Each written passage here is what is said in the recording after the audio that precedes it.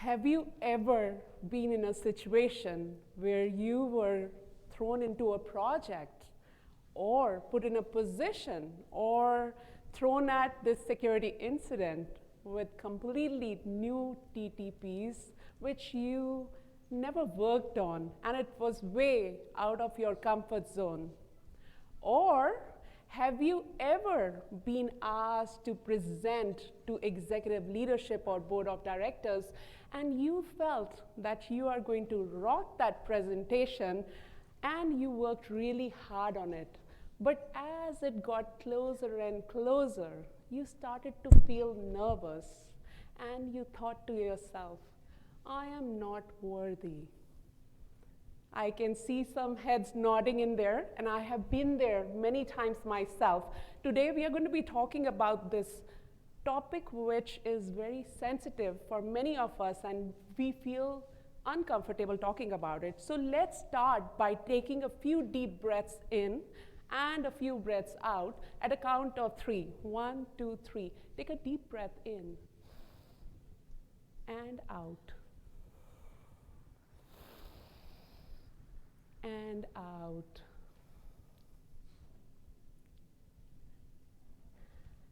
Let me start by sharing a story with you. I used to mentor someone many years ago. Her name was Angela. She had just changed her career into cybersecurity after having worked for a forensic psychologist for 15 years. In her new role as a cybersecurity analyst, she felt totally out of place because she was working amongst the experts who had years of experience in information security. She worked really hard and strived to catch up with her colleagues. She still could not feel confident enough and she wouldn't even speak up in meetings. One day, her team asked her to work on this highly sensitive cybercrime case which they were working on, where FBI and local law enforcement were also involved, and she was asked to analyze a computer of a major suspect. It freaked her out. She thought that this was it. They were going to catch her as an imposter and that she was at the brink of losing her job. I asked her to breathe and calm down and focus. And that's what she did. As she started looking at the data, she realized that her prior experience actually helped her in identifying key behavioral patterns and psychological tendencies to identify key pieces of evidence in this case. And her team was also amazed what she brought to the table. And they gave her a pat at her back. But she was stunned. She thought to herself, how can this be happening? Can't they see that I'm just an imposter? But as she reflected, she realized that she had worked so hard that she really deserved this win. Doesn't that sound familiar to many of you? Haven't we been into Angela's shoes many times? Here we are today to talk about imposter syndrome, where the word syndrome makes it sound like it's a horrible disease, but it's a common feeling that many of us feel many times in our life, where we think and we feel that it is by luck or by chance that we are where we are, totally discrediting all the experience and the hard work we have put in to get there where we are today. So it all started in 1972 when a book was published for the first time regarding the challenges which women go through in breaking through the barriers to get up in the chain.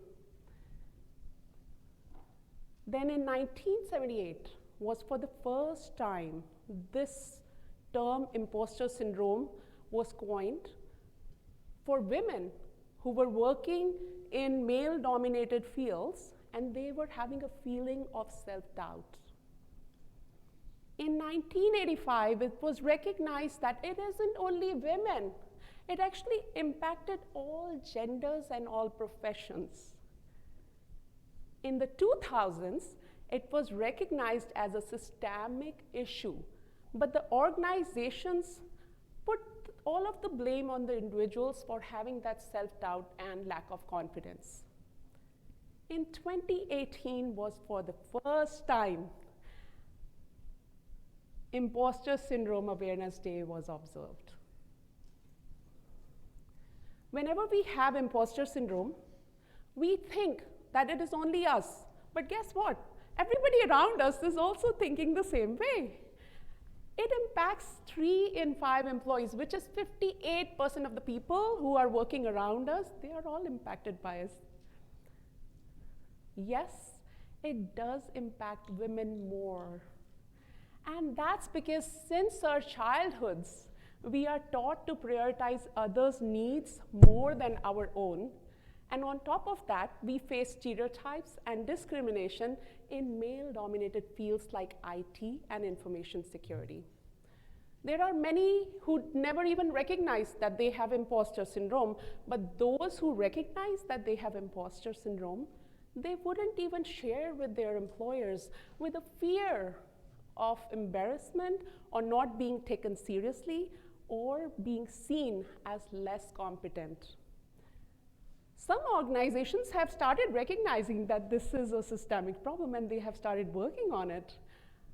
But they also need to understand that it takes 21 days to form a habit and 42 days to change a behavior. So with just 1 hour of training or 1 day of training, it's not going to work. So we need to build a culture which is more inclusive and helping those individuals who have imposter syndrome. There are 5 main types of imposter syndromes.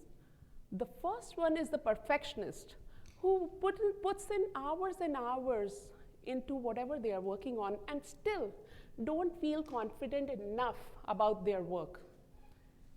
Then there is an expert who is always wanting to learn more and more, but still feels like a total fake. There is a natural genius who sets high goals for themselves, but when they don't achieve them, they feel like a total failure. Then there is a superhero who wants to rescue all of us, and they also want to prove themselves, and they take so much on their plate that they get burnt out. And there is the individualist who wants to do everything themselves and wouldn't ask for help even if they needed it. Take a moment to reflect, which imposter syndrome do you have?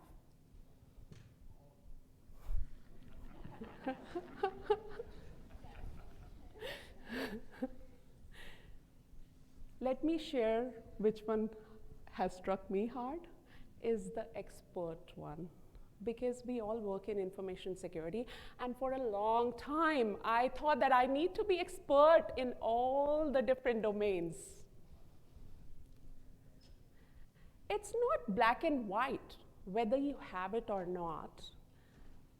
Instead, it falls into a spectrum. It depends on how intense that feeling is and how often are you getting it and what is the impact of it on your personal and your professional life. So for example, if you feel it every few weeks, but it doesn't affect your work or your personal life, then you have moderate level of imposter syndrome. You can manage it by accepting self-doubt as normal, focusing on your key strengths, and embracing those challenges as opportunities to learn and grow. If you feel it multiple times in a week that impacts your work and your personal life, then maybe you have major level of imposter syndrome. Seek support from specialized therapists who can actually challenge that negative doubt you have in your head and convert it into a positive boost and also boost your self-esteem at the same time. But then there are some who persistently have this feeling, which is significantly impacting their life, to a degree that they don't even want to get out of the bed. They don't even want to take a shower. They don't even want to maybe come to RSA with a thought that maybe they might get caught as an imposter. In those scenarios, you do need mental health care's help. Make sure that you reach out for that help. Wherever you are in this spectrum, remember that there are plenty of resources which are available in your organization or through focus groups as well as online as well, and reach out for that help. Recognizing that you need help is a strength itself. Can you even believe it? Beyoncé, who is such a successful singer and a great performer, has been dealing with imposter syndrome since her childhood. She actually has a stage fear.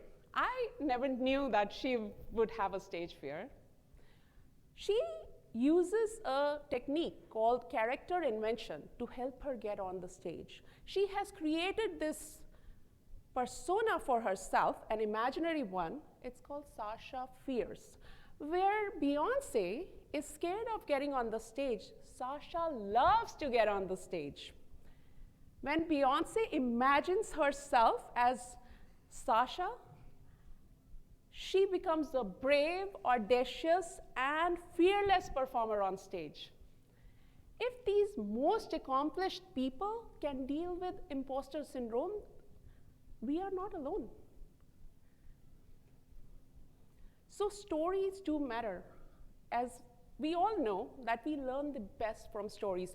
You must be thinking, who is she standing on the stage talking about this more sensitive topic? My name is Reet Kaur, and I'm the Chief Information Security Officer of one of the largest higher ed institutes in Oregon called Portland Community College. And don't go with the name. Sometimes when people think it's a community college, they might think it's something small. We serve more than 75,000 students and 6,000 employees. Today, I would like to share the struggle I have had for many years with imposter syndrome, and the lessons I have learned and the framework I have developed for myself to combat imposter syndrome. Like many in information security, I do not come from cybersecurity or even computer background. After having worked in finance and IT for many years, I transitioned into cybersecurity. And let me be honest, that transition was hard. It was rough for me because I ran into many gatekeepers. Those same gatekeepers who keep on rambling and complaining about the talent gap that we deal with at a global level. 3 million open jobs at a global level. Those same gatekeepers who think they are experts, they are special, as they have the skills to be successful in this field, forgetting that there was somebody else who opened that door for them as well, and that they have developed these skills over time.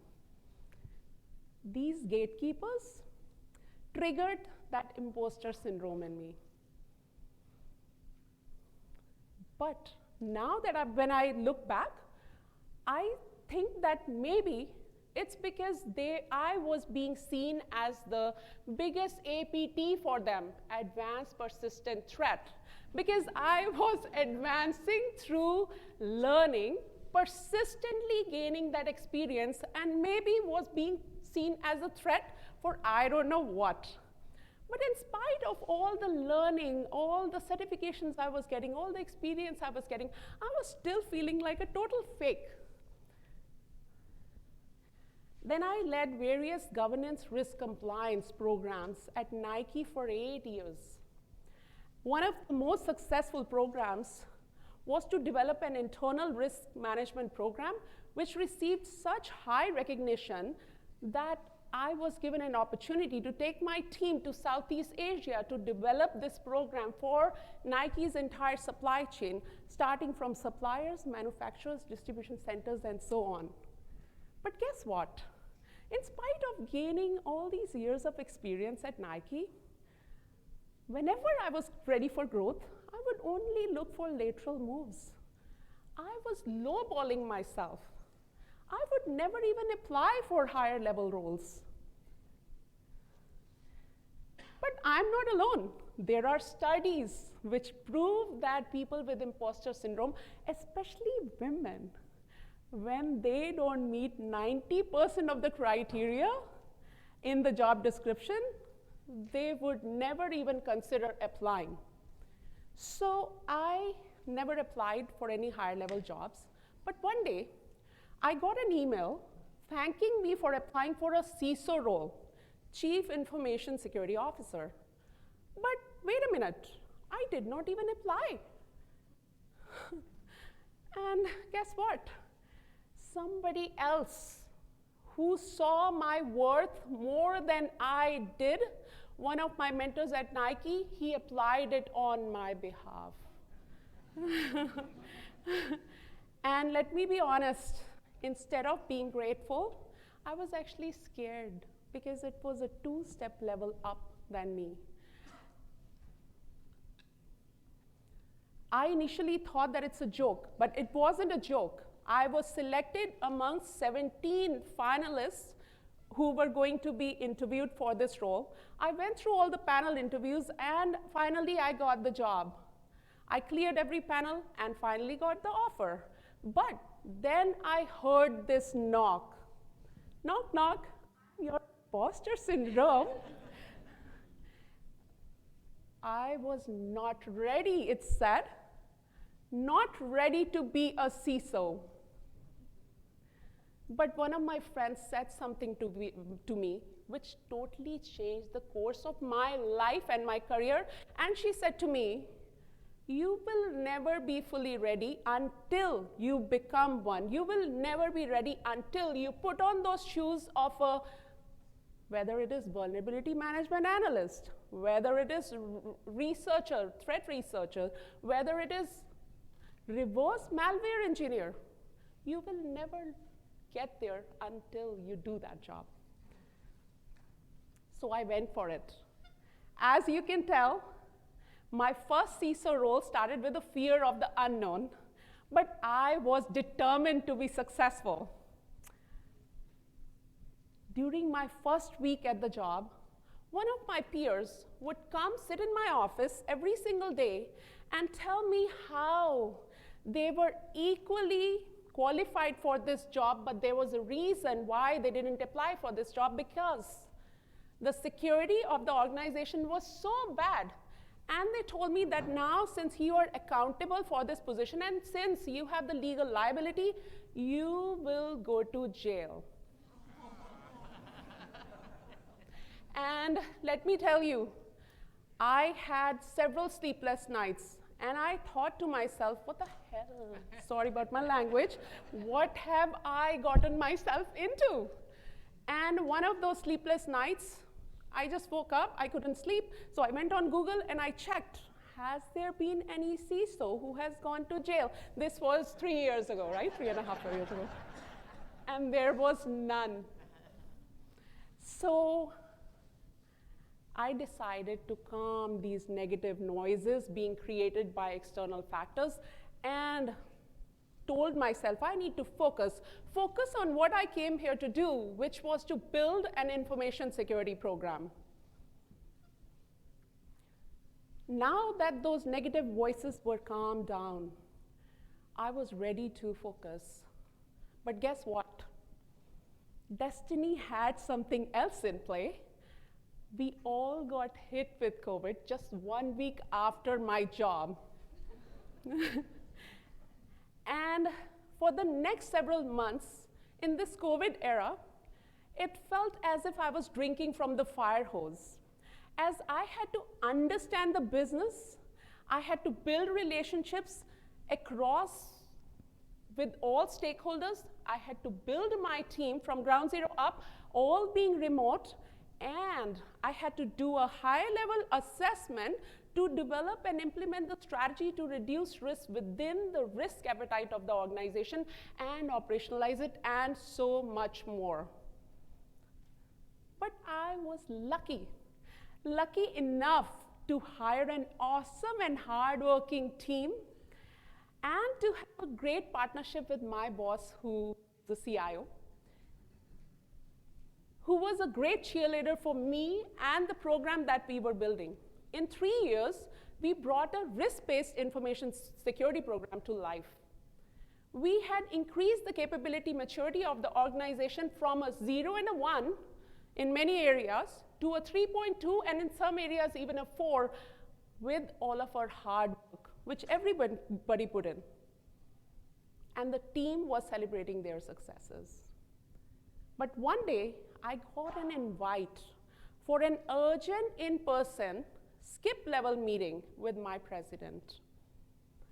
There was a knock again, and it said, "Oh my God, there have been so many layoffs which are going around us right now. Microsoft, Twitter, Salesforce, are you getting laid off? Or are they going to ask you to lay off some of the members of your team who you work so hard to bring on your team?" And all these negative voices in my head, they were all lies, as instead I was getting promoted. It was recognized that due to the hard work we had put into building this program, we were successful at showing our value add-on and that security is a business risk. I was no longer going to be reporting into the CIO. I was actually going to be reporting directly into the president, and not just that, I was also going to be the member of executive management team, the cabinet, who takes the key decisions for the organization. Well, now that I'm up here, when somebody has moved the cheese for me, where I'm dealing with this huge change, there are new challenges I have to deal with. I have new peers. I have to learn how to work with them. When I changed my career from finance to IT and information security, I went through a huge learning curve at that time. And now that CFO and the CIO and CPO were my new peers, I had to again relearn some of the finance, which I had undone. Or maybe at a new level now I had to learn. So today, I have to tell you that now there are many lessons which I have learned, that I'm able to deal with this imposter syndrome in this new position, and that is what I'm going to be sharing with you today, and the framework I have developed to combat imposter syndrome. Let's firstly take a look at some of the lessons learned. Fake it till you make it, they say.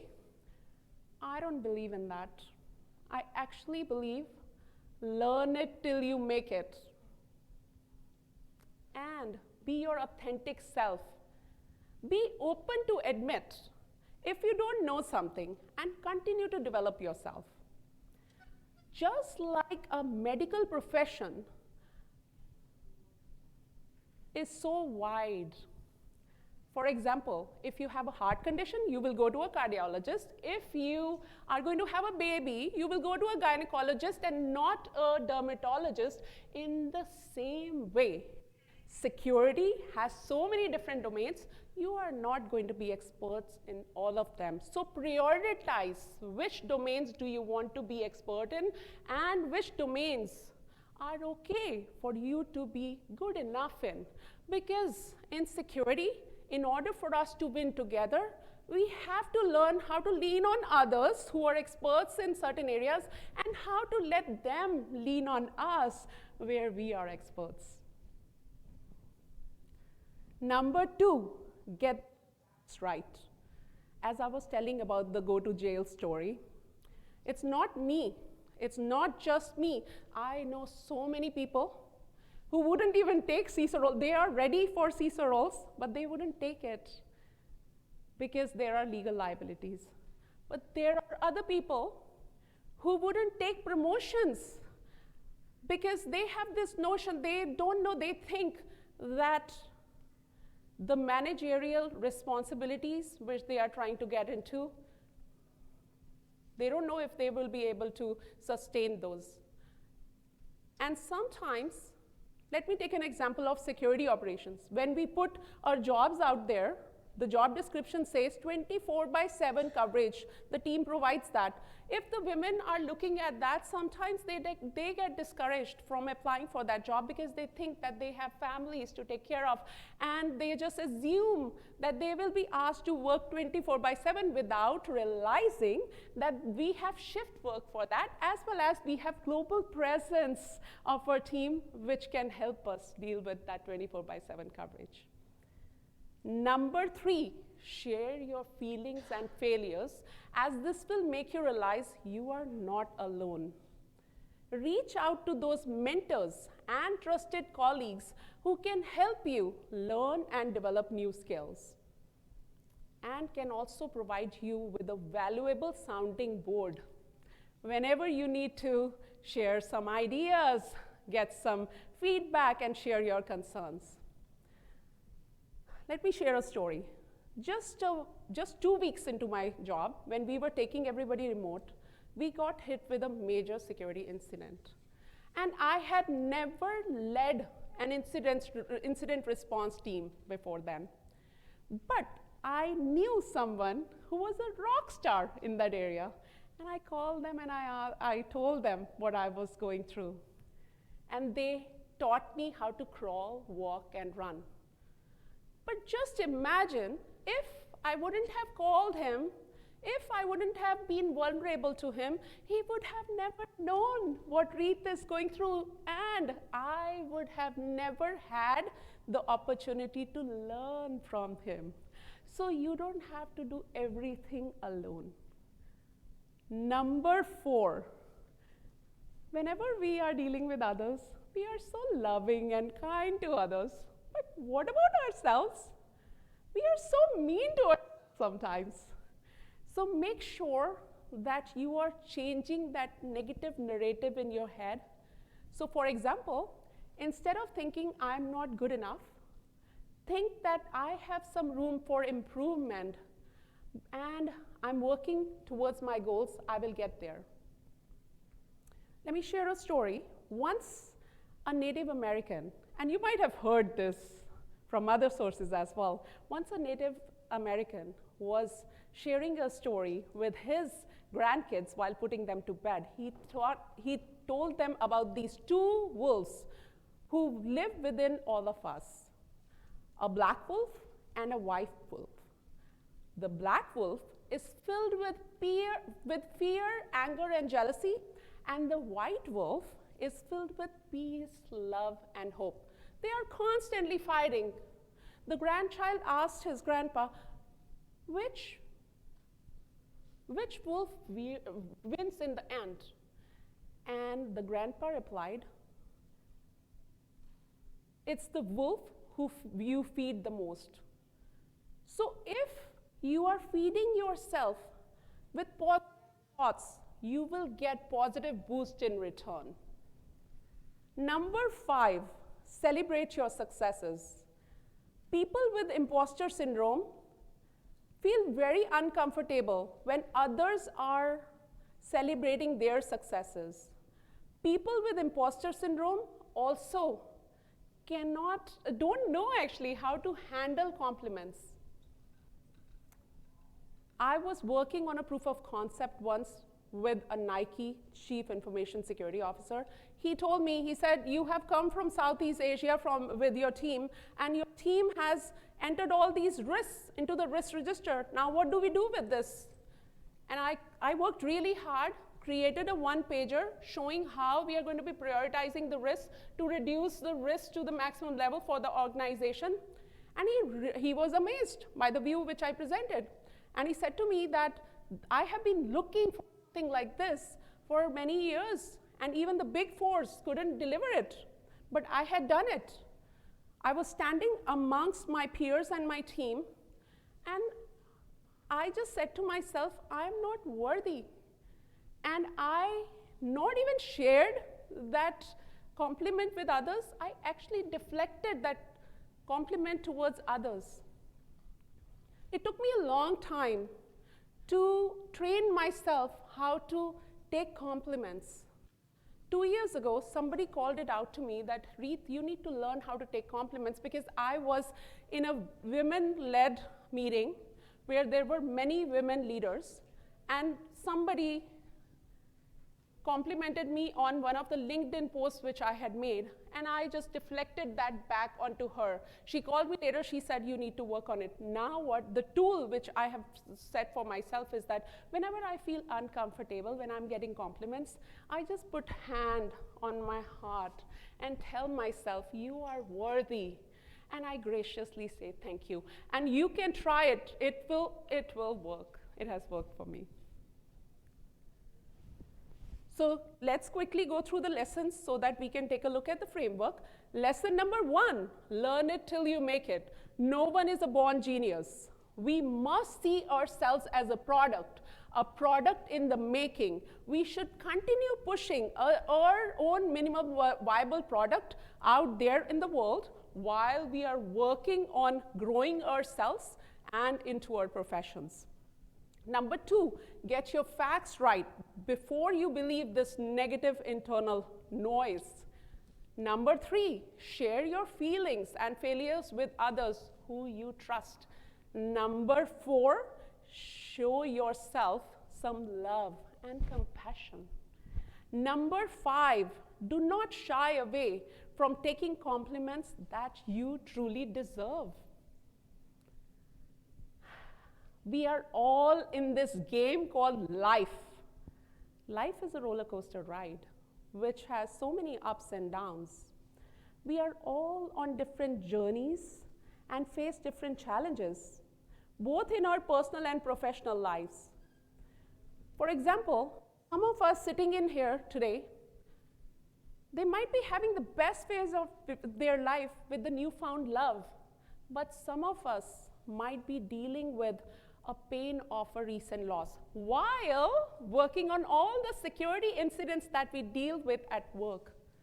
Some of us might be welcoming a new baby, but some of us might be struggling through the navigation that we have to do with the empty nest now that their kids have gone to college, while working on that insider threat that they are dealing with at work. Some of us, we are grateful that we have partners who can share parental duties, but some are doing it all by themselves as they are single parents, while working on that board deck which is due tomorrow. So we juggle through so much in our life with all the personal and professional struggles, especially in the field of information security. It can be really challenging. So I have developed a framework for myself. I'm just sharing a shortened version of that framework with you today. It is a 5-step framework, and it is simple to remember. It's called Be You. Be You, where B stands for breathe. Every time you doubt yourself and you are not feeling confident enough, you should start with a deep breath and visualize yourself releasing the feelings of self-doubt and insecurity with each exhale. Recognize that all the skills, you do have the skills and knowledge to be successful. Whenever you are doing something for the first time, it is natural for that imposter syndrome to knock your door.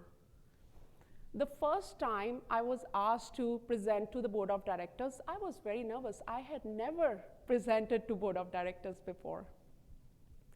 And for first 2 times, whenever I would go and present at a quarterly basis, the board never asked me any questions. And that actually amplified the imposter syndrome. I was like, what, am I doing something wrong? Little did I realize that maybe they are getting that feeling. They are figuring it out that I'm nervous, and they are just letting me to settle into my new role. So I started this breathing technique every time I would go and present to the board, and it helped me because I would also do positive affirmations, and it helped me to calm down my nerves during that time and also be mindful for that very moment to deal with imposter syndrome before I go in and present. Be you, where E stands for embrace. Embrace the presence of imposter syndrome in you and do not fight it.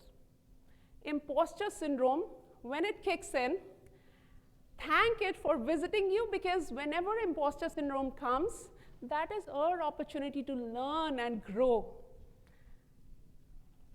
When we take a coin, imposter syndrome and learning are two sides of the same coin.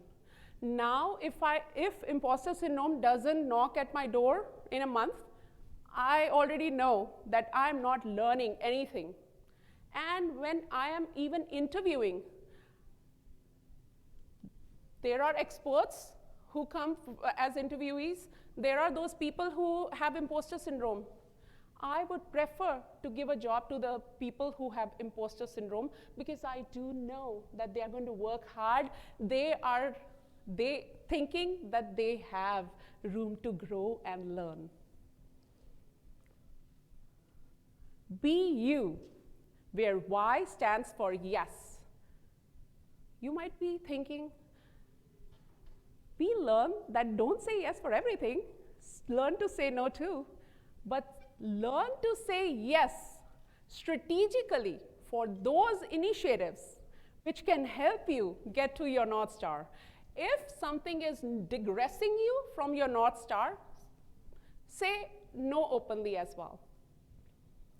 As security practitioners, if we can deal with such a large scale of ever-changing threat landscape that requires constant adaptation and training, we can learn and deal with anything and everything. So if there is something which you have never done before, don't feel scared. Say yes for it if it will help you achieve your goals. Be you, where O stands for ownership. Own your accomplishments and your failures, as failures are great teaching opportunities for us. Celebrate your successes and learnings, no matter how small they are. Recognize that you have worked really hard to get to where you are, and you totally deserve it. Be you, where you stand for uplifting. There will be many people around you. There will be people around you who will purposefully make comments to bring you down for their own personal motives. But there are plenty of people around you who want you to be successful. So look out for those people instead who are going to be uplifting you over those people who are going to be putting fuel to that imposter syndrome fire. So be you, where breathe. Number one is breathe. As you breathe in, bring the positive thoughts, and as you breathe out, take out the negative thoughts. Number two, be you, embrace.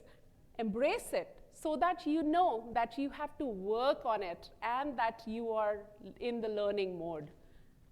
Be you, say yes to those opportunities that challenge and expand our skill set and help us reach our full potential.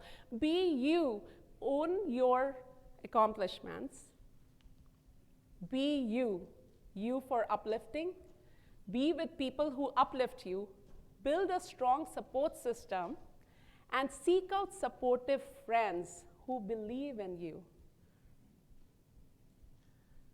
Famous people like Alicia Keys, Beyonce, they have been dealing with imposter syndrome a long time, but they still continue making headlines, winning the Grammys and the Oscars. If they can do it, why can't we? Many of us might not come from affluent families. Many of us might have had challenges while getting to where we are today, many of us might not have studied from Ivy League schools. Many of us might not even come from cybersecurity backgrounds. Many of us might be coming from underrepresented minority communities, and many of us may be women, and many of us may be person of color. Many of us may be talking too fast sometimes, and many of us might have an accent like I do. And we are reminded of that every single day, sometimes openly and sometimes in subtle ways. All that is not in our control. But what is in our control? That we can have that perseverance, we can have that determination, and we can have the belief that we can do it. Because if we believe in ourselves, we can achieve anything and everything. Thank you.